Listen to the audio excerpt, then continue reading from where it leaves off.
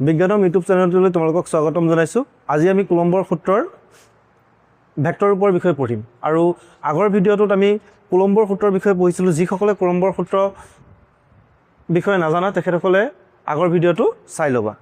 গতিকে আমি কুলম্বৰ সূত্ৰৰ বিষয়ে যেতিয়া পঢ়িছিলোঁ আমি পাইছিলোঁ যে দুটা আধানৰ মাজত যি বল হয় সেই বলটো সেই আধান দুটাৰ গুণফলৰ সমানুপাতিক হয়, অৰ্থাৎ F is proportional to Q1 Q2 আছিল আৰু সিহঁতৰ যি দূৰত্ব সেই দূৰত্বৰ বৰ্গৰ ব্যস্তনাপাতিক আছিল, অৰ্থাৎ F is proportional to 1/r² আৰু তাক যেতিয়া আমি সলভ কৰিছিলোঁ আমি পাইছিলোঁ যে F is equal to K Q1 Q2/r²।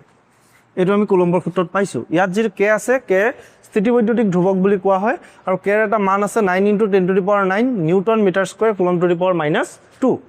এতিয়া কথাটো হ'ল ইয়াত যি আমি বল পাইছোঁ এই বলটো ইয়াত অকল মেগনিটিউড বুজাইছে, মানহে দিছে। ইয়াত অকল কি দিছে? মান দিছে। গতিকে যেতিয়া আমি ইয়াত দিশ দি দিম, মানৰ লগতে দিশ দি দিম, তেতিয়া ই ভেক্টৰৰ ফৰ্মত যাবগৈ। কাৰণ কিবা এটা বস্তুক যেতিয়া ভেক্টৰ ফৰ্মত নিব লাগে তাত মানৰ লগতে তাত কি থাকিব লাগিব? দিশো দিব লাগিব, ডাইৰেকশ্যনৰ চেঞ্চ। গতিকে যেতিয়া আমি দিশ দিব লাগিব, দিশ দিবলৈ হ'লে ইয়াত আমি একক ভেক্টৰ এটা পূৰণ কৰি দিব লাগিব। একক ভেক্টৰ এটা যদি মই দি দিওঁ, ধৰা মই ইয়াত r কেপ এটা একক ভেক্টৰ দি দিলোঁ, তেতিয়াহ'লে ইয়াত মই ভেক্টৰ ফৰ্ম দিব পাৰোঁ। মানে একক ভেক্টৰ এটা মই ইয়াক দি দিম আৰু ই ভেক্টৰ ৰূপত যাবগৈ। ক্লিয়াৰ হ'ল? ইয়াক আমি ভালকৈ যদি চাওঁ এনেকৈ চাব পাৰোঁ। ধৰি লোৱা আমাৰ তাত দুটা আধান Q1 আৰু Q2 আছে আৰু সিহঁতৰ মাজৰ যি দূৰত্ব সেই দূৰত্ব r আছে। Q1 এটা আধান, Q2 এটা আধান।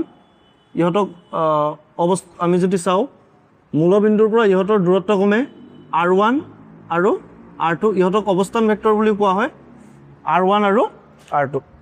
এতিয়া r1ৰ Q1ৰ পৰা Q1 আধানৰ পৰা Q2লৈ এটা একক ভেক্টৰ ল'লোঁ। এই একক ভেক্টৰটোক মই নাম দিলোঁ r12 কেপ। একৰ পৰা 2 লৈ Q1ৰ পৰা Q2লৈ যিটো একক ভেক্টৰ ল'লোঁ তাৰ মই নাম দিলোঁ r12। ঠিক তেনেকৈ Q2ৰ পৰা Q1লৈ যিটো একক ভেক্টৰ ল'লোঁ, ইউনিট ভেক্টৰ যিটো ল'লোঁ তাৰ মই নাম দিলোঁ r21। ক্লিয়াৰ হ'ল? 2ৰ পৰা 1লৈ যিটো হৈছে সেইটোক r21, 1ৰ পৰা 2লৈ যিটো আহিছে সেইটোক মই কি বুলি ক'লোঁ? r12। এতিয়া আমি স্পষ্টকৈ দেখা পাইছোঁ ইয়াত যিহেতু আধান দুটা ধনাত্মক হয়, পজিটিভ আধান হয়, গতিকে একেজাতীয় আধান ধনাত্মক আধান হয়, তেতিয়া সিহঁতে এটাই আনটোৰ ওপৰত বিপৰীত দিশত বল লগাব, বা আমি ক'ব পাৰোঁ ইয়াত ৰিপালচন হ'ব, হ'ল বিকৰ্ষণ হ'ব। গতিকে Q1এ ইয়াৰ ওপৰত এটা বল লগাব আৰু ই এইফালে যাব, Q2এ Q1ৰ ওপৰত বল লগাব, ই এইফালে যাব। Q2ৰ ওপৰত Q1ৰ বাবে যিটো বল লাগিছে সেই বলটোক মই ক'লোঁ F21। কি বুলি ক'লোঁ? F21, মানে Q2ৰ ওপৰত Q1ৰ বাবে ক্ৰিয়া কৰা বল। ঠিক তেনেকৈ Q1ৰ ওপৰত যিটো বল লাগিব সেই বলটোক মই ক'লোঁ F12, তাৰমানে Q1ৰ ওপৰত Q2ৰ বাবে ক্ৰিয়া কৰা বল। ক্লিয়াৰ হ'ল? বলটো সৰলৰৈখিক হয়, চিধা হ'ব এনেকুৱা। এতিয়া আমি এনেকৈ লিখিব পাৰোঁ যে F21 যিটো আছে, F21 মানে হৈছে Q2ৰ ওপৰত Q1ৰ বাবে ক্ৰিয়া কৰা বল। F21 মানে কি? Q2ৰ ওপৰত Q1ৰ বাবে ক্ৰিয়া কৰা বল। ঠিক তেনেকৈ ইয়াত আমি যিটো r12 লৈছোঁ, r12 হৈছে Q1ৰ পৰা Q2 লৈ, r12 কি? Q1ৰ পৰা Q2 লৈ একক ভেক্টৰ। ক্লিয়াৰ হ'ল? এতিয়া যদি মই ইয়াক ভেক্টৰ ৰূপত লিখিব যাওঁ, মই চিম্পুল এইটো কাৰণে যদি চাওঁ, F21ৰ কাৰণে চাওঁ, মই এনেকৈ লিখিম মই যদি Fৰ কাৰণে লিখোঁ F, এনেকৈ লিখিম K Q1 Q2/r²। ক্লিয়াৰ হ'ল? এইটো মোৰ কুলম্বৰ সূত্ৰ এইটো আছিল, হয় কুলম্বৰ সূত্ৰ আছিল F = K Q1 Q2/r²। এতিয়া কথাটো হ'ল মই যদি ইয়াক F21ৰ বাবে লিখোঁ, F21 মানে কি? Q2ৰ ওপৰত Q1ৰ বাবে বল। ঠিক তেনেকৈ F12 কি? Q1ৰ ওপৰত Q2ৰ বাবে বল। এনেকৈ চোৱা, Q1 আছে, Q2 আছে, Q2ৰ ওপৰত Q1এ ফ'ৰ্চ দি আছে, ঠিক তেনেকৈ Q1ৰ ওপৰত Q2এ ফ'ৰ্চ দি আছে। গতিকে Q1ৰ ওপৰত যিটো ফ'ৰ্চ দিছে সেই ফ'ৰ্চটোক মই কৈছোঁ F12।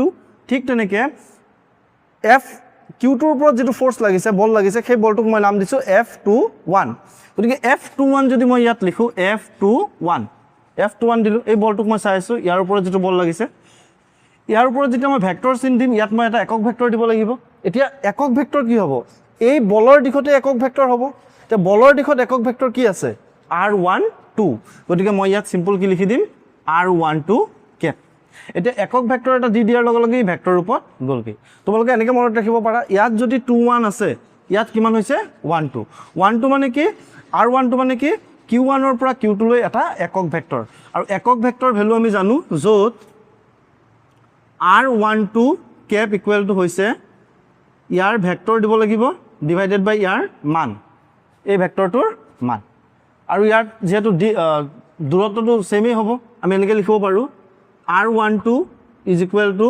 R21 equal to কিমান R এটো কি বুজাইছে তাৰ মান গতিকে আমি কি লিখিব পাৰো এনেকৈ লিখিব পাৰো ঠিক তেনেকৈ মই এনেকৈও চাব পাৰো এই যেটো F12 কিমান হ'ব F12 মানে কি Q1 ৰ ওপৰত